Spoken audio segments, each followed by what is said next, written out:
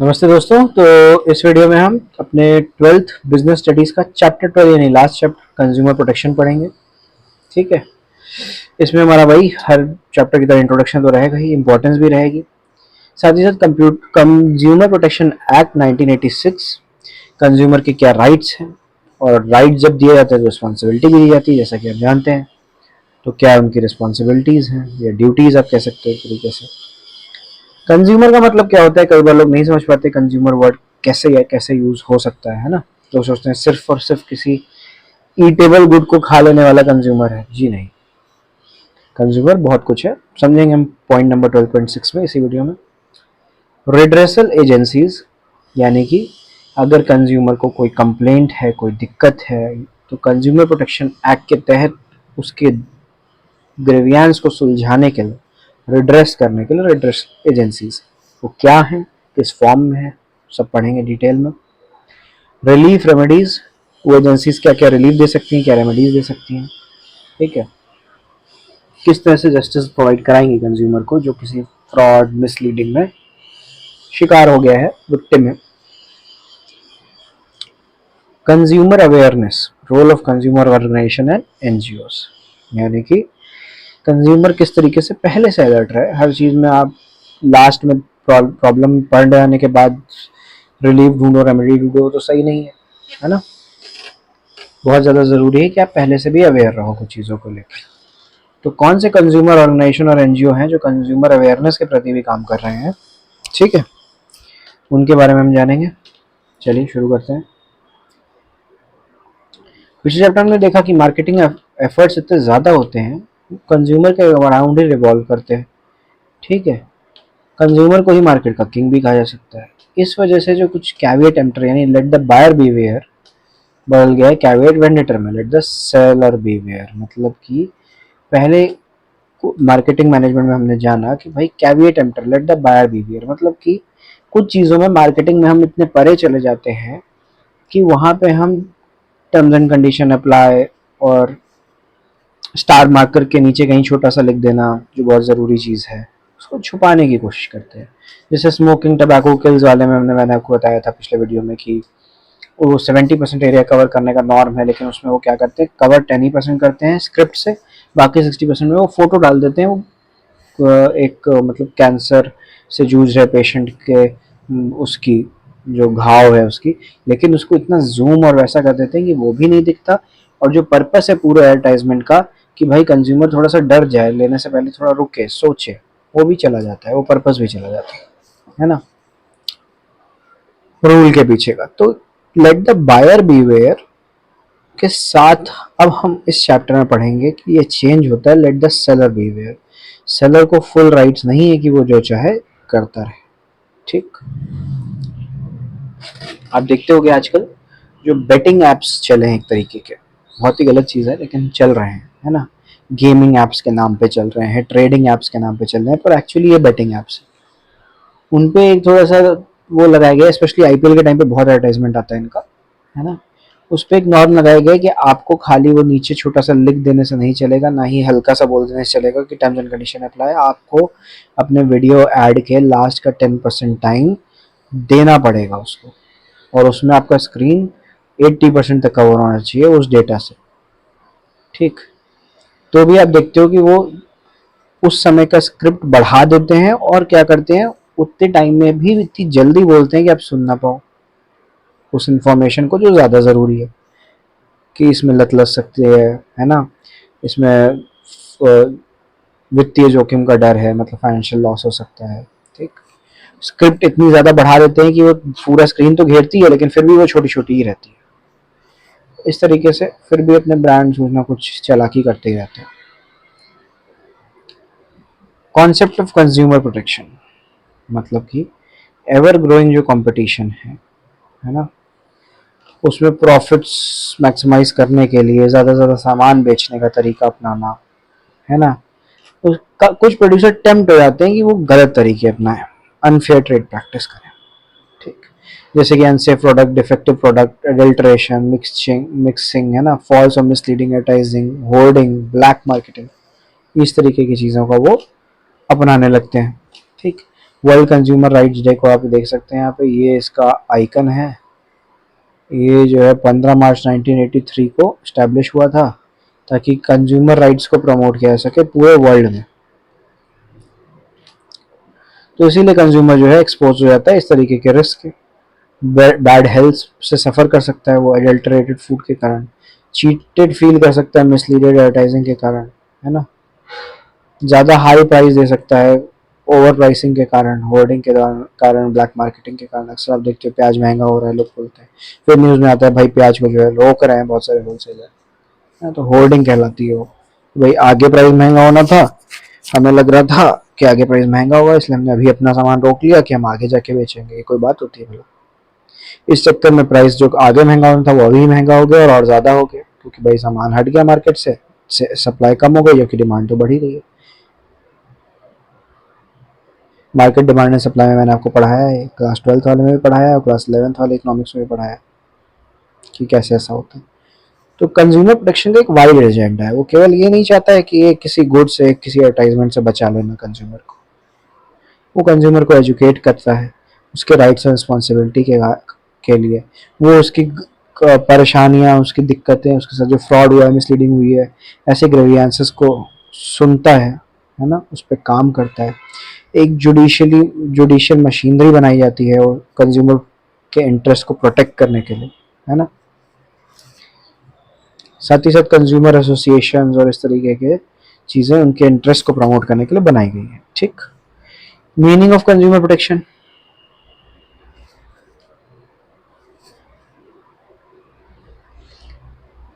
बस consumer protection का यही मतलब है कि भाई कंज्यूमर को एडिक्वेट प्रोटेक्शन प्रोवाइड करना against the unscrupulous, exploitative and unfair trade practice of manufacturer and service provider. जो भी सेलर है, मैन्युफैक्चरर है, उनके जो भी गलत तरीके हैं सामान बेचने के, उनसे कंज्यूमर को बचाना कंज्यूमर प्रोटेक्शन है। ठीक, देखिए क्या इंपॉर्टेंस है इसकी। पहली तो कंज्यूमर इग्नोरेंस, कई बार जो है वाइड स्प्रेड इग्नोरेंस होती है कंज्यूमर की उनके राइट्स, उनके रिलीफ्स को लेके।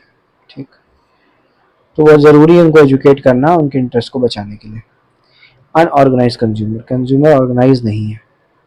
ठीक है, कंज्यूमर ऑर्गेनाइजेशन के फॉर्म में उनको उनके इंटरेस्ट को ध्यान रखने की ज़रूरत है ना। इंडिया में हमारे यहाँ कंज्यूमर ऑर्गेनाइजेशन इस डायरेक्शन में बहुत काम कर रहे हैं। एडिक्वेट प्रोटेक्शन दिया जा रहा है कंज्यूमर को जब तक ऑर्गेनाइजेशन और पावरफुल नहीं हो जाती। ठीक,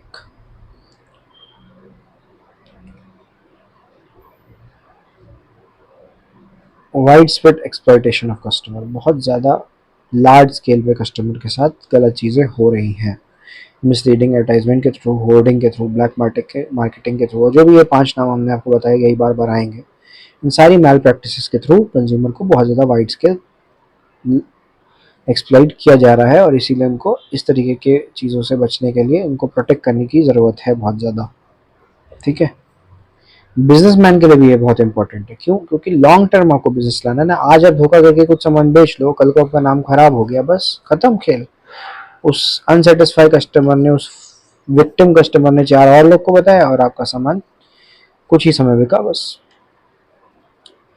तो गलत है ना। आपको चाहिए लॉन्ग टर्म बिजनेस चलाना, तो आप सही तरीके से काम करोगे, कंज्यूमर का ध्यान रखोगे, कंज्यूमर के इंटरेस्ट का। बिजनेस यूजेस सोसाइटी रिसोर्सेज, जिस सोसाइटी में आपको सामान ले जाके बेचना है उसी की तो रिसोर्सेज आप यूज़ कर रहे हो, वहीं से वो लोग आ रहे हैं जो काम कर रहे हैं आपके यहाँ, वहीं से आपको लैंड रेंट में मिल रहा है जिसपे आपको सब काम करना है, वहीं से आप रॉ मटेरियल ला रहे हो, कैपिटल ला रहे हो, रेस कर रहे हो शेयर मार्केट या किसी तरीके से भी ना, बैंक से लोन ले रहे हो तो बैंक में भी उन्हीं उसी सोसाइटी ने अपनी एफडीज और सेविंग्स का रखी है।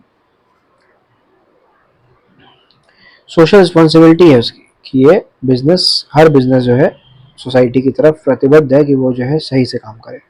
मॉरल जस्टिफिकेशन, मॉरली भी किसी को परेशान करना, किसी के साथ कुछ गलत करना क्या अच्छी बात है क्या? आपको उससे फ़ायदा होगा? बिल्कुल नहीं फ़ायदा होगा। आप आज 4 लोग से गलत करोगे, कल आपके साथ भी गलत होगा कहीं ना कहीं।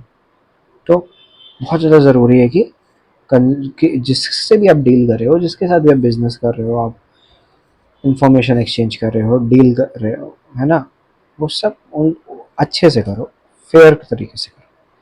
गवर्नमेंट इंटरवेंशन ज़्यादा नहीं करोगे, सरकार पकड़ के ले जाएगी और कुछ नहीं होगा। आरटीआई एक्ट के हिसाब से तो all relevant information is required to be made available to all citizens of the country लिखा हुआ है।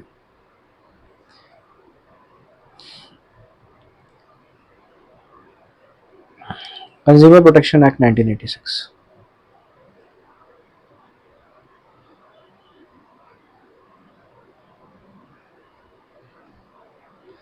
तो 1986 का कंज्यूमर प्रोटेक्शन एक्ट क्या कहता है भाई? देखिए यहाँ पे जो वर्ल्ड कंज्यूमर राइट डे था 1983 को शुरू करिए गया, तो मात्र 3 साल के अंदर हमारे देश में भी कंज्यूमर प्रोटेक्शन एक्ट आ गया कि भाई कंज्यूमर्स का जो है वाइड स्प्रेड प्रोटेक्शन जरूरी है। उनका ग्रेवियंसेस का रेड्रेसल जो इनएक्सपेंसिव, वो बिल्कुल ही खर्चा ना हो, जिसमें उनका है ना बिल्कुल ही मतलब नहीं ₹0 लेकिन नॉमिनल से नॉमिनल खर्चा, स्पीडी रिड्रेसल, जल्दी से जल्दी उनको न्याय दिलवाने का की कोशिश करना, ये इसमें एक तरीके से विदित है कंज्यूमर प्रोटेक्शन एक्ट में।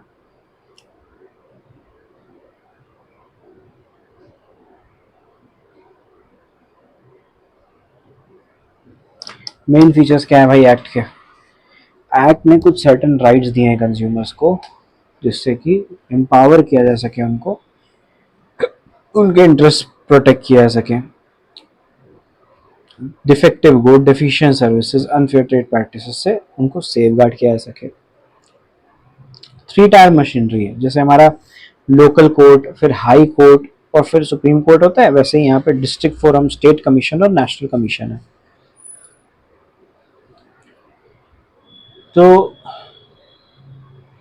ये जो है कंज्यूमर की जो ग्रीवेंसेस है उन्हें सुनता है, उनके केसेस को चलाता है। ठीक, कंज्यूमर के क्या क्या राइट्स हैं? 6 राइट्स दिए गए हैं प्रोटेक्शन एक्ट में। राइट टू सेफ्टी, उसकी लाइफ, उसकी हेल्थ, उसकी प्रॉपर्टी सेफ रहे, इस तरीके के गुड्स बनने चाहिए। ठीक है, जैसे इलेक्ट्रिकल अप्लायंसेस को ऐसा ही मार्क किया जाता है कि भाई ये हार्मफुल नहीं है, ये ट्राइड एंड टेस्टेड है। राइट टू बी इन्फॉर्म्ड, क्या डेट ऑफ मैन्युफैक्चर है, क्या इंग्रेडिएंट्स है उसमें, है ना, क्या उसका प्राइस है, मैक्सिमम रिटेल प्राइस, क्या उसमें क्वांटिटी कितनी है ना, उसको यूज़ कैसे करते हैं, ये सारी इन्फॉर्मेशन जानने का कंज्यूमर को हक है, इसीलिए ये सब कुछ लेबल में दिया जाता है। राइट टू चूज, उसके पास एक वैरायटी होनी चाहिए गुड्स और सर्विसेज की कॉम्पिटिटिव प्राइस पे, मतलब लगभग आसपास के प्राइस पे, जिससे कि वो multiple brand, quality, price, size उस वैरायटी में से चूज कर सके कि जो उसके लिए अच्छा है या जो उसको अपने लिए ठीक लगता है। कोई भी मार्केटर कंज्यूमर को ज़बरदस्ती सामान खरीदने के लिए मजबूर नहीं कर सकता कि ये सर पे बंदूक रखी हो, कहा ये खरीदो है। राइट टू बी हर्ड, अगर उसके साथ कुछ होता है ना, वो डिससेटिस्फाई है किसी केस में, तो उसको जो है क्या कहते हैं कि कंप्लेंट फाइल करने का हक है, और उसकी इस कंप्लेंट को सुना जाए, ये भी इंश्योर करना गवर्नमेंट का काम है। ठीक, राइट टू सीक रिड्रेसल, वही जो है बात की ऊपर राइट टू बी हर्ड का अगला पार्ट, ये भाई कंज्यूमर प्रोटेक्शन एक्ट प्रोवाइड करता है ये बात कि भाई 3 टायर सिस्टम है एक, उसके अंतर्गत इनकी कंप्लेंट्स को, इनकी ग्रीवेंसेस को सुना जाए, उस पर एक्शन लिया जाए। Right to consumer education, advertising के थ्रू। ठीक, ऑर्गेनाइजेशंस कई सारे जो है प्रमोट करते हैं इसको, इंफॉर्मेशन को, उसके थ्रू कंज्यूमर की नॉलेज का बढ़ना बहुत ज़रूरी है, और कंज्यूमर का एक हक बनता है कि उसको सब कुछ पता रहे।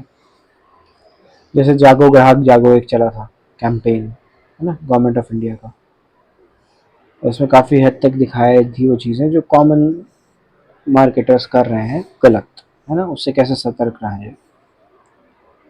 लेकिन कंज्यूमर की रिस्पॉन्सिबिलिटी भी है, उसको मार्केट के अलावा, मार्केट की यानी गुड्स और सर्विसेज की पूरी नॉलेज होनी चाहिए। ठीक, ताकि वो सही चॉइस ले सके। जैसा कि मैंने आपको बताया कि ये मार्क एक होता है FSSAI का, फूड ग्रेड चीज़ों पे, है ना, फूड प्रोडक्ट पे FPO यहाँ लिखा है, पहले FPO होता था, बहुत पुरानी बुक लग रही है, या तो ये अपडेट नहीं कर रहे हैं कंटेंट अपना, बहुत ख़राब लग रहा है मेरे को, है ना। FSSAI है, हॉलमार्क है ज्वेलरी के लिए, इको मार्क है एनवायरमेंट फ्रेंडली प्रोडक्ट के लिए, एग मार्क है एग्रीकल्चर प्रोडक्ट के लिए। तो इस तरीके के मार्क की नॉलेज कंज्यूमर को होना बहुत ज़्यादा ज़रूरी है, ये उसकी जिम्मेदारी है कि उसे पता रहे, और उसे ये भी पता रहे कि इस तरीके का आइकन किस प्रोडक्ट पे होना ही होना चाहिए, क्योंकि जिस पे होगा उस पर तो आपको दिख ही जाएगा, लेकिन जिस पे नहीं होगा उस पर देखना है, ढूंढना है, नहीं है तो गलत है वो बात, ये कैसे पता चलेगा? ये नॉलेज से ही पता चलेगा। जैसे ज़्यादातर लोगों को इस चीज़ की तो नॉलेज रहती ही रहती है कि ज्वेलरी में हॉलमार्क होना चाहिए, और वो अक्सर चेक भी करते हैं। Use the product safely, product को सही तरीके से इस्तेमाल करें। कुछ प्रोडक्ट हार्मफुल बनाए नहीं गए होते, लेकिन उनका बेसिक यूजेज ही ऐसा होता है कि अगर आपने कुछ कॉमन गलतियाँ कर दी तो आप उससे हार्म हो जाओगे, हर्ट हो जाओगे, है ना।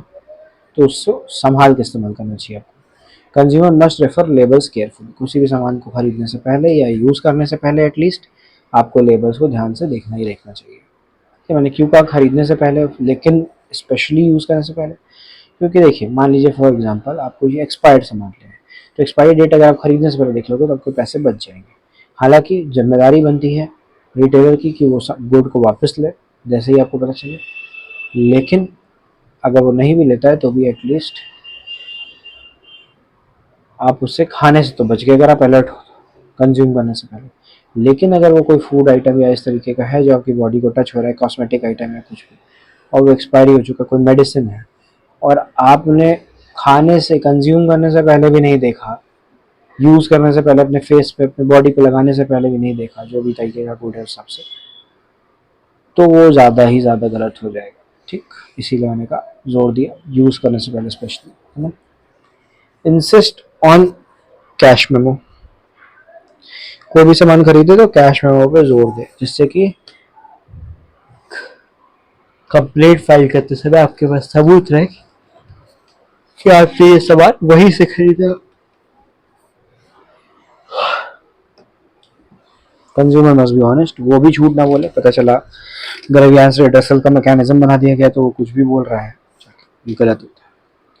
लेकिन कुछ गलत हुआ है तो कंप्लेंट करना भी बहुत ज़रूरी है। तो consumer must file a complaint in case of deficiency in service or defect in the product.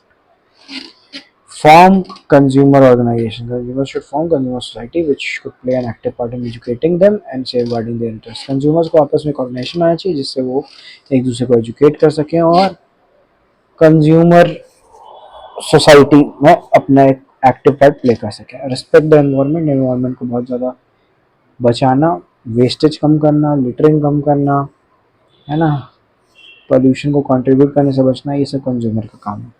आपने चिप्स खाया, चिप्स का पैकेट सड़क पर फेंक दिया, गलत बात है ना। Assert yourself to ensure that you are get a fair deal, मतलब कि ये ध्यान रखें, समझें और जानें कि भाई आपको फेयर डील मिल रही हो, आपको सामने वाला लूट ना रहा हो, आपको सामान महंगा ना दे रहा हो necessarily. Meaning of consumer, consumer का क्या मतलब होता है? कंज्यूमर वो है जो गुड्स खरीद रहा है, ठीक, किसी कंसिडरेशन के बदले, मतलब किसी पैसे या इक्विवेलेंट चीज़ के बदले, जिसने पे किया है और प्रॉमिस, या तो प्रॉमिस किया है कि वो पेमेंट करेगा, या पार्टली पे किया और पार्टली प्रॉमिस किया है, ठीक। तो या तो आपने पेमेंट किया है, या पार्टली पेमेंट किया है, पार्टली प्रॉमिस किया है, या तो पूरा पेमेंट प्रॉमिस किया है, ऐसे व्यक्ति को कंज्यूमर कहा जाता है जिसने सामान खरीदा है, ठीक।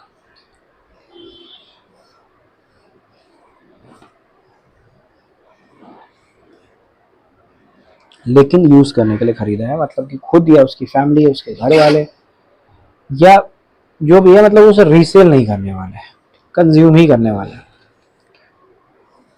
कंज्यूमर ऑफ सर्विसेज, कहीं टैक्सी से एक जगह से दूसरी जगह जाना, बैंकिंग की सर्विस लेना, है ना, अपने पैसे जमा कर दिए, तो इस तरीके की चीज़ों का, सर्विस का लाभ उठाने वाले व्यक्ति, हायर करने वाले कंज्यूमर ऑफ सर्विसेज कहलाते हैं।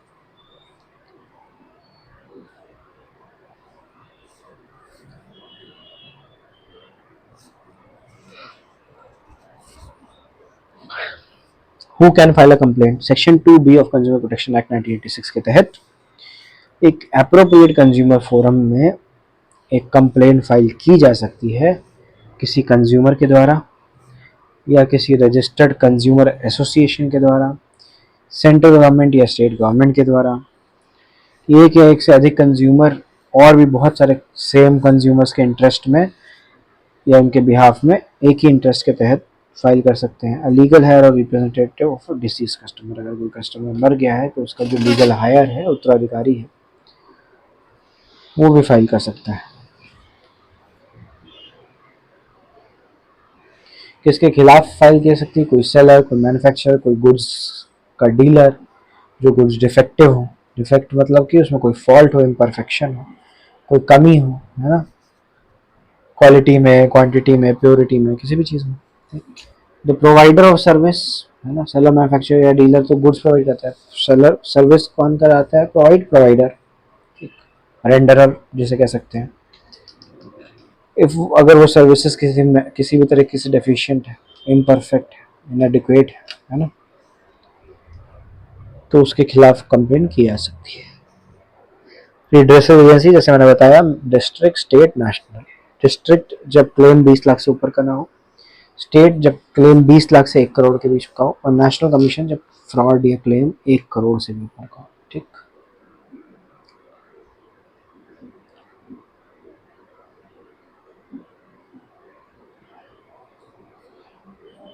और भी तरीके से स्टेट और नेशनल पहुंच सकता है। अगर आप नीचे उसके नीचे वाले स्टेट पे पहुंचे थे, लेकिन न्याय मिलने से जो न्याय मिला उसे संतुष्ट ना होने 30 दिनों के अंदर अंदर, 30 डेज लिखा है ना, हाँ 30 डेज के अंदर अंदर वहाँ से जो जब ऑर्डर पास हुआ था पिछले कमीशन से, लोअर लेवल से, तब आप अगले पे यानी कि डिस्ट्रिक्ट से स्टेट और स्टेट से नेशनल पे जा सकते हैं। ठीक, 30 डे के अंदर।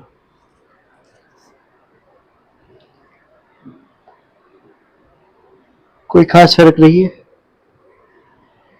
बस एक ही चीज़ है कि नेशनल कमीशन का जो मैटर है, जो ऑर्डर पास किया गया है, उसको जो चैलेंज करना है अगर, तो आपको फिर सुप्रीम कोर्ट में जाना होगा 30 दिन के अंदर। ठीक, सुप्रीम कोर्ट में आप तभी जा सकते हो जब 1 करोड़ से ऊपर का अमाउंट हो ही रहा हो।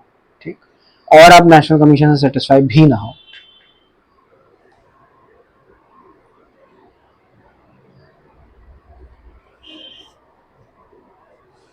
और अगर कोई एक डिसीजन डिस्ट्रिक्ट, स्टेट और नेशनल कमीशन तीनों से लिया जा चुका है, तो फिर उसके खिलाफ आप सुप्रीम कोर्ट जा ही नहीं सकते। ठीक, सेम डिसीजन अगर लिया है तीनों ने, तो सेम तो लिया ही होगा, तभी आप चौथी बार जाने की सोच रहे होगे। क्योंकि अगर आपको डिस्ट्रिक्ट से आप सेटिस्फाई नहीं हो, स्टेट ने वही डिसीजन लिया, फिर आप उससे सेटिस्फाई नहीं हो, नेशनल ने भी वही डिसीजन लिया, तभी तो आप सुप्रीम कोर्ट जाने की सोचोगे। अगर कोई आपके फेवर में, यानी एक दो तो डिसीजन हो सकते, एक आपके अगेंस्ट, एक आपके फेवर, तो अगर आपके फेवर में हो जाएगा तो आप क्यों जाओगे आगे वैसे। और अगर 3 3 बार आपके अगेंस्ट हो चुका है, जो कि हुआ ही होगा अगर आप डिस्ट्रिक्ट से होते हुए नेशनल तक पहुंचे, तो फिर आप आगे नहीं जा सकते।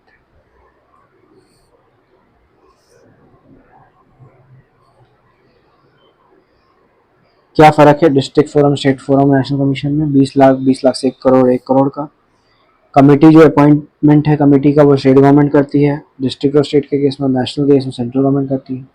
कमेटी मेंबर कितने होते हैं? प्रेसिडेंट और 2 अदर मेंबर, जिसमें से एक वुमेन होनी चाहिए डिस्ट्रिक्ट फोरम में।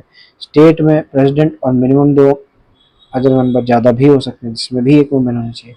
लेकिन नेशनल में प्रेसिडेंट और मिनिमम 4 अदर मेंबर, ठीक, जिसमें से एक वुमेन होनी चाहिए, मिनिमम एक वुमेन, नॉट ओनली एक वुमेन।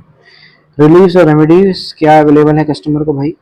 तो गुड्स में डिफेक्ट रिमूव करवाना या सर्विस में डेफिशिएंसी रिमूव करवाना, डिफेक्टिव प्रोडक्ट को रिप्लेस होना या नॉन डिफेक्टिव प्रोडक्ट को, है ना, हाँ डिफेक्टिव प्रोडक्ट को रिप्लेस होना नए नॉन डिफेक्टिव प्रोडक्ट से। प्राइस पे जो किया प्रोडक्ट का या चार्जेस पे किए सर्विस के, उसका रिफंड, है ना। ये सब साबित हो जाने के बाद कि कस्टमर सही है और दूसरी पार्टी गलत है, जो भी मैन्युफैक्चरर, सेलर, रिटेलर, जो भी है।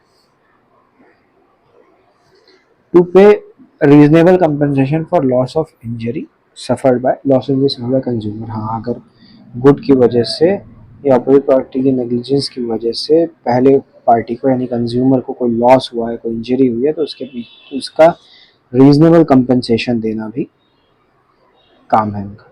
टू पे punitive damages in appropriate circumstances, कई बार पनिशमेंट चार्जेस भी देने होते हैं, डैमेजेस को पे करना होता है कई बार। ठीक, to discontinue unfair restricted trade practice and not to repeat in future, ये भी वादा करना होता है कि अब इस तरीके का गलत काम वो नहीं करेगा, जो भी सेलर या मैन्युफैक्चरर है, आगे कभी भी। ठीक, not to offer hazardous goods for sale, hazardous goods को बेचना ना बेचना भी एक रूल है।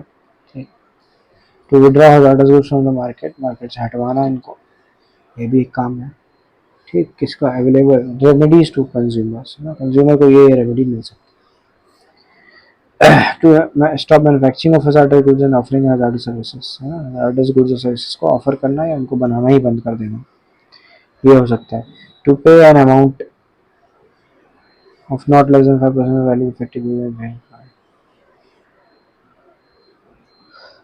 To be related to consumer welfare fund or any अच्छा, कंज्यूमर वेलफेयर फंड या कंज्यूमर का कोई एसोसिएशन है तो उसमें 5% से थोड़ा, वो 5% से ज़्यादा जो है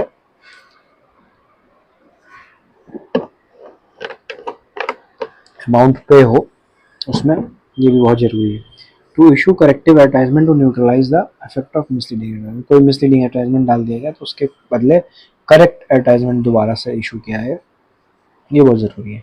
to pay adequate cost to the appropriate party, ठीक, जो भी अप्रोप्रिएट पार्टी है उसको एडिक्वेट कॉस्ट यानी सही दाम देना जरूरी है। कंज्यूमर अवेयरनेस लास्ट पॉइंट हमारा इस चैप्टर का। Role of consumer organisation and NGO, NGO और कंज्यूमर ऑर्गेनाइजेशन क्या कर रहे हैं भाई इस मामले में, है ना, वो कंज्यूमर की मदद करते हैं। कंज्यूमर प्रोटेक्शन काउंसिल में जाके कंप्लेन करेंगे, इसकी धमकी पहले भी देते हैं मैन्युफैक्चरर सेलर को, जिससे कि वो डरे और सही काम पहले ही कर दे और दौड़ ना लगानी पड़े कंज्यूमर को। जनरल पब्लिक को एजुकेट करते रहना बीच बीच में, सेमिनार वर्कशॉप ट्रेनिंग प्रोग्राम के थ्रू कि क्या क्या उनके राइट्स हैं। कहीं कहीं अच्छी जगहों पे पब्लिश करना पीरियोडिकल्स, जिससे कि नॉलेज इम्पार्ट किया सके कंज्यूमर तक, क्या रिलीफ्स अवेलेबल है, क्या लीगल रिपोर्टिंग हो सकती है ना, और भी जो इंटरेस्ट है कंज्यूमर का उसके मैटर्स पे पब्लिशिंग की जा सकती है। Carrying out comparative testing of consumer product, normal consumer product का कंपैरेटिव टेस्टिंग लेबोरेटरीज के थ्रू, है ना, कि ये सामान जो ये लोग बना बना के बेच रहे हैं सब सही है कि नहीं है। Encouraging consumer to strongly protest, अगर उनके साथ कुछ गलत हुआ है तो उसका उसके लिए प्रोटेस्ट करें, है ना, उस चीज़ के खिलाफ लड़ें। कोर्ट जाएं, कंज्यूमर कोर्ट जिसे बोलते हैं हम लोग आम भाषा में, है ना। Providing legal assistance to consumer by way of providing aid legal advice, है ना, उनको लीगल एडवाइस प्रोवाइड करना, उनको मदद करना जब वो लीगली जा रहे हैं अपना वो करने न्यायालय में जस्टिस लेना है, ठीक। Filing complaints in appropriate consumer court on behalf of customer, customer की तरफ से कंप्लेंट फाइल कर सकते हैं कंज्यूमर कोर्ट में। Taking initiative in filing cases in customer court in the interest of general public, not for any individual, general public के हमें interest में हमेशा, ये नहीं कि अपने एक सिंगल जानने वाले को उसमें। कौन कौन से कॉमन एनजीओ ऑर्गेनाइजेशन हैं?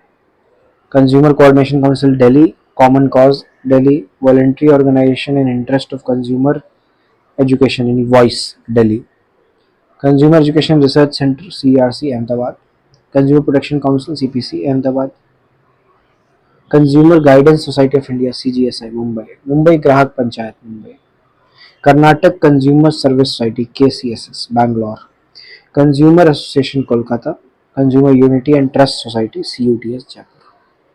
ठीक, इसी के साथ हमारा चैप्टर भी खत्म हो गया और हमारी बुक यानी कि सब्जेक्ट भी खत्म हो गया बिजनेस स्टडीज क्लास 12 का। वीडियोस पढ़ ही रहे हैं, आगे भी पढ़ते रहेंगे। इस समय इसके जस्ट बाद आप देखेंगे अकाउंटेंसी और इंडियन इकोनॉमिक डेवलपमेंट के वीडियोस पढ़ते हुए, ठीक है। तब तक के लिए धन्यवाद, मिलते हैं अगले वीडियो में।